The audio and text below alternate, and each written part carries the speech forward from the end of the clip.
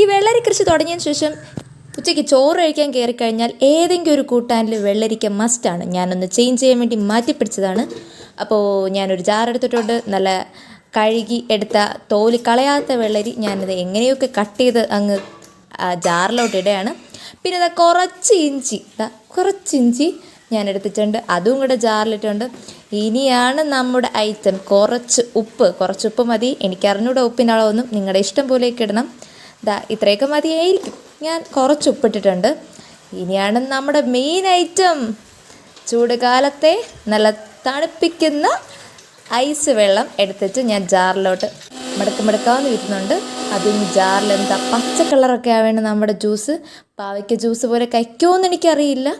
അരിച്ചെടുത്ത് കഴിഞ്ഞ് ഇനി ഒരു ഗ്ലാസ്സിൽ വെച്ച് സെർവ് ചെയ്താൽ മാത്രം മതി. പച്ച കളർ ജ്യൂസ് റെഡി ആയിട്ടുണ്ട്. ഇനി അമ്മയ്ക്ക് കൊടുത്താൽ ഞാൻ ടെസ്റ്റ് ചെയ്യാൻ പോണത്. അപ്പോൾ അടുത്ത